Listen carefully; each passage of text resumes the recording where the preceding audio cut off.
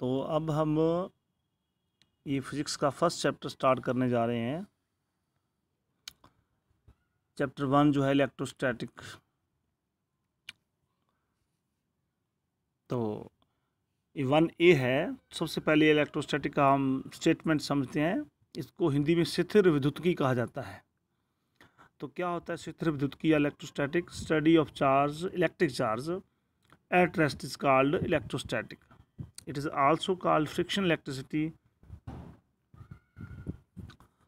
तो इलेक्ट्रोस्टैटिक क्या होता है? विद्युत आवेश का स्टडी करना, अध्ययन करना, पढ़ाई करना जब वो रेस्ट में हो, उसको हम इलेक्ट्रोस्टैटिक बोलते हैं। तो electrostatic is the branch of physics. ये एक फिजिक्स की एक ब्रांच है जिसके अंदर हम इलेक्ट्रिक चार्ज का स्टडी करते हैं, विद्युत आवेश का अध्ययन करते हैं, स्टडी करते हैं। कब? जब वो रेस्ट में हो। अब रेस्ट में जब हम इसका अध्ययन करेंगे तो इसके अंदर हम क्या पढ़ेंगे? रेस्ट वाले चार्ज के बीच में फोर्स फाइंड करेंगे, इलेक्ट्रिक फील्ड इंटेंसिटी फाइंड करेंगे, पोटेंशियल फाइंड करेंगे, कैपेसिटेंस फाइंड करेंगे। ये सभी टॉपिक जो आए आपके इलेक्ट्रोस्टैटिक के अंदर आएंगे। Force between two charges, electric field due to charge, potential due to charge, capacitance क्या होता है, ये सभी जो क्वांटिटीज़ हैं ये चार्ज एट रेस्ट से रिलेट करती हैं। तभी हम इस चैप्टर में यही वाले टॉपिक ही पढ़ेंगे। तो आपको समझ आ गया होगा। रेस्ट पर इलेक्ट्रिक चार्ज का अध्ययन, यानी जब चार्ज विराम अवस्था में हो, उसकी पढ़ाई को हम इलेक्ट्रोस्टैटिक्स कहते हैं। तो नेक्स्ट हम देखें इसको, जो अपना है उसका ब्राइटनेस और बढ़ा लेते हैं।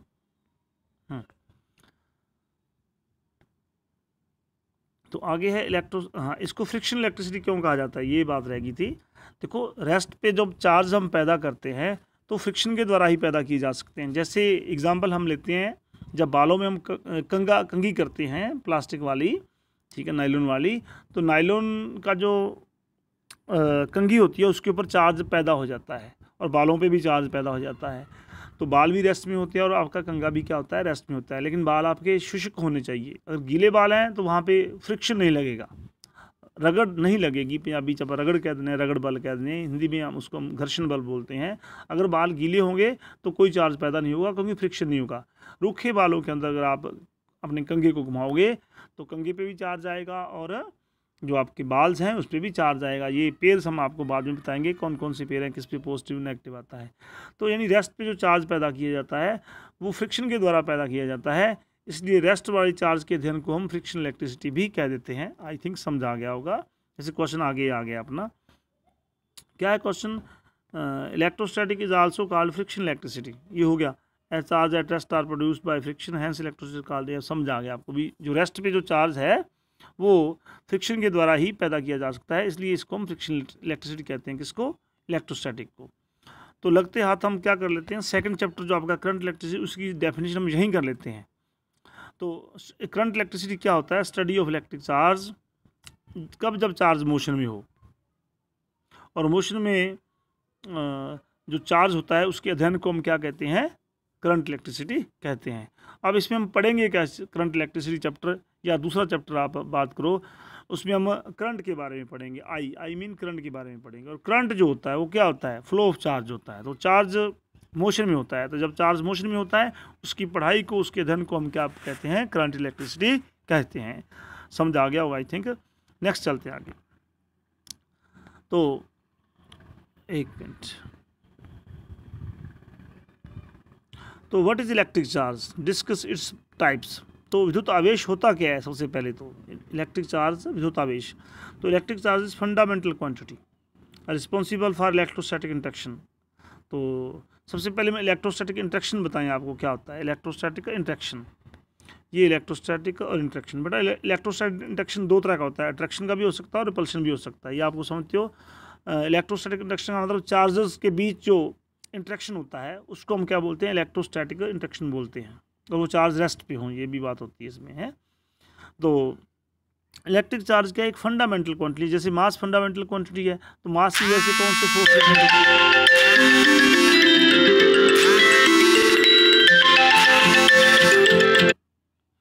हाँ, तो मास की वजह से जो फोर्स जनरेट होते हैं, एक मिनट, हम कहाँ थे, मास की वजह से जो ग्रेविटेशन फोर्स जनरेट होते हैं, तो मास क्या आता है, वो भी फंडामेंटल क्वांटिटी होता है हमारी mass, which is responsible for gravitational interaction. तो ग्रेविटेशनल इंट्रैक्शन का कारण मास होते हैं, मासेज होती हैं, मटेरियल होते हैं, और इलेक्ट्रोस्टैटिक इंट्रैक्शन का कारण क्या होता है, इलेक्ट्रिक चार्ज होता है।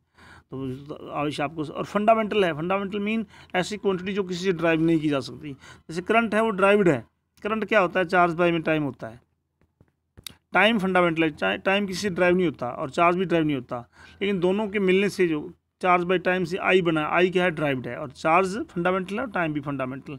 फंडामेंटल को आप ऐसे समझो जैसे इंग्लिश के अंदर ABC होते हैं, फंडामेंटल होते हैं, और बाकी राम श्याम घनश्याम जो भी लिखते हो वो आपके क्या होते हैं, ड्राइव्ड होते हैं। राम में R A ये 26 फंडामेंटल होते हैं। तो आप समझ गए होगे फंडामेंटल क्वांटिटी, बेसिक क्वांटिटी जिसको किसी और से ड्राइव नहीं किया जा सकता, और दूसरी क्वांटिटियाँ बेसिक से ड्राइव की जा सकती हैं। काज ऑफ चार्जिंग, इसको ध्यान से समझिए, transfer of electron from one body to another body इसका। तो ये आपको पता है कि ये एक अनचार्ज बॉडी है, अगर ये इलेक्ट्रॉन लूज़ करेगी तो आप पे उस बॉडी पे पॉजिटिव चार्ज आएगा, आपको पता है। अब ऐसे ये रफली एग्जांपल है, केमिस्ट्री के हिसाब से दिया है, सोडियम जो होता है वो इलेक्ट्रॉन लूज़ करता है, उससे Na+ चार्ज आता है। तो ये आपको एग्जांपल सिंपली दिया हमने, एटम की एग्जांपल दी है कि एटम इलेक्ट्रॉन जब लूज़ करता है उस पर पॉजिटिव चार्ज आता है, लेकिन यहाँ फिजिक्स में बात बॉडी की बात होगी। तो अनचार्ज बॉडी इलेक्ट्रॉन लूज़ कर रही है, उस पर पॉजिटिव चार्ज आ रहा है, समझ आ गया होगा आप लोगों को। नेगेटिव चार्ज कब होता है, इसको हम देख लेते हैं कि जब बॉडी इलेक्ट्रॉन गेन करती है तो उस पर नेगेटिव चार्ज आता है।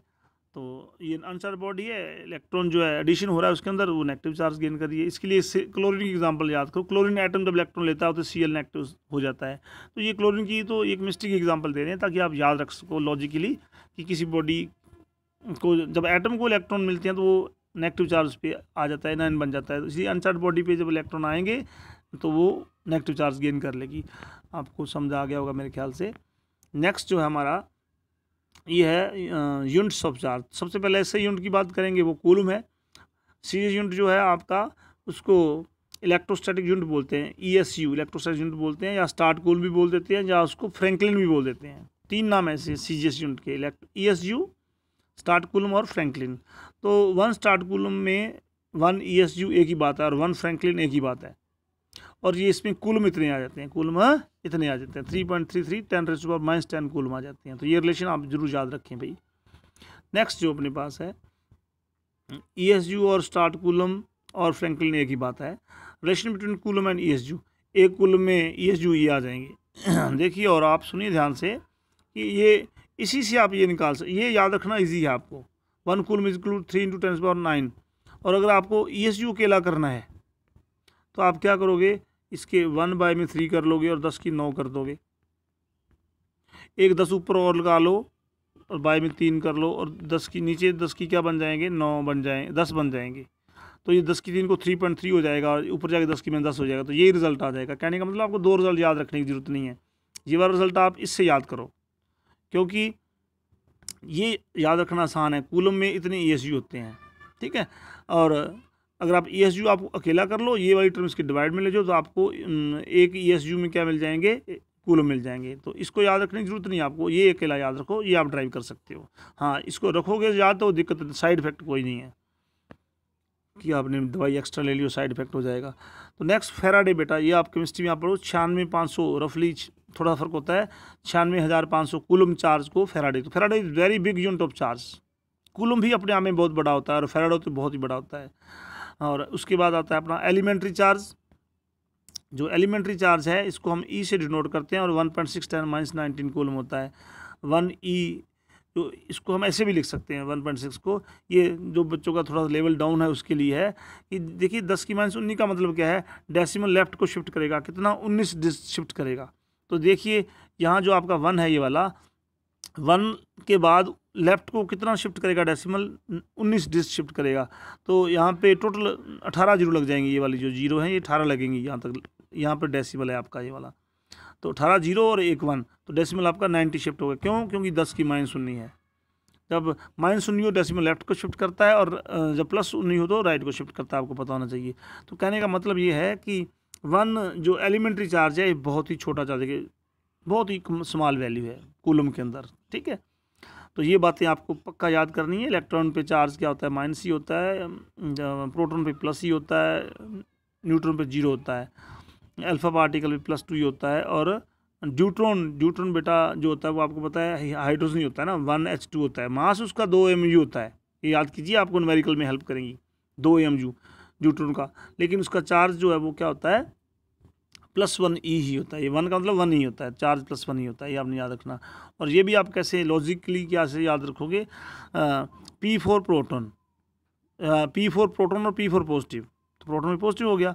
N4 न्यूट्रॉन और N4 neutral, neutron mean neutral, 0 charge हो गया। P4 पॉजिटिव, P4 प्रोटॉन हो गया। और जो बच गया इलेक्ट्रॉन पे क्या हो गया, नेगेटिव चार्ज हो गया। अल्फा पे याद रखो +2 E चार्ज प्रोटॉन से डबल होता है, और ड्यूट्रॉन पे +1 E चार्ज होता है। तो ड्यूट्रॉन हाइड्रोजन जो होता है उसी का आइसोटोप है। आप जब समझते बातों को। नेक्स्ट जो है, क्या बॉडी को जब चार्ज बॉडी पे आता है तो बॉडी के मास पे इफेक्ट पड़ता है, ये क्वेश्चन है। इसको आप समझिए, मैं बोल के समझा दूंगा ये क्वेश्चन।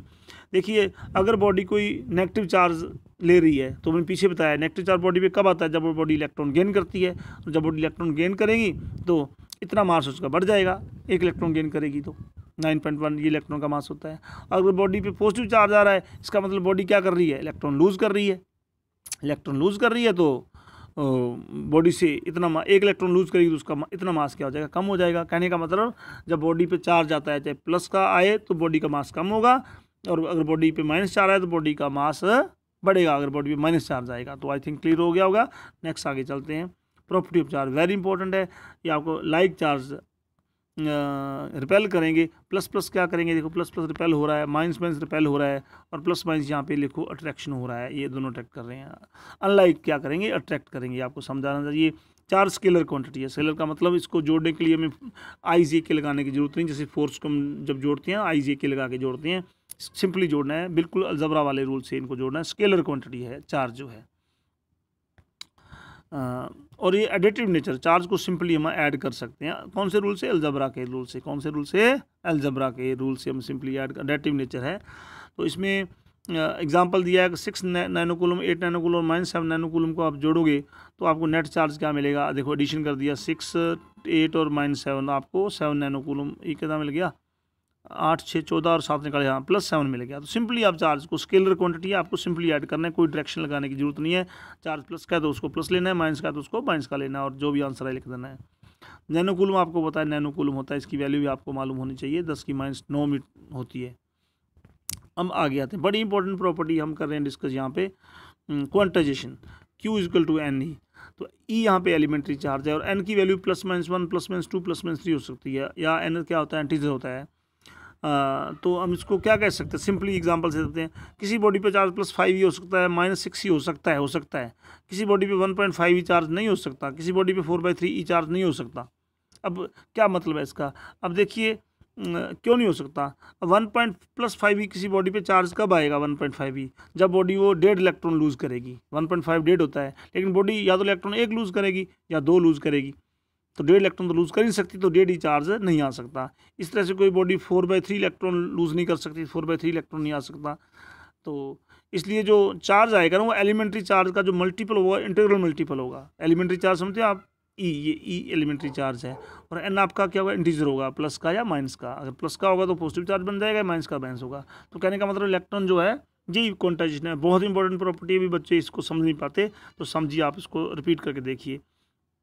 तो अब काज क्या है क्वांटाइजेशन का, क्योंकि आप इंटरवल नंबर ऑफ इलेक्ट्रॉन ही आप क्या कर सकते हो, चेंज कर सकते हो, ठीक है, या 1 या 2 या 3। तो चार्ज +1 ही, +2 ही, +3 आएगा, तो आप 2.5 इलेक्ट्रॉन चेंज कर सकते हो, तो 2.5 चार्ज नहीं आ सकता। ऐसे अगर हम 5 चार्ज की बात करें, नहीं हो सकता, क्योंकि 1/5 इलेक्ट्रॉन आप ट्रांसफर नहीं कर सकते, तो 1/5 चार्ज पॉसिबल नहीं है।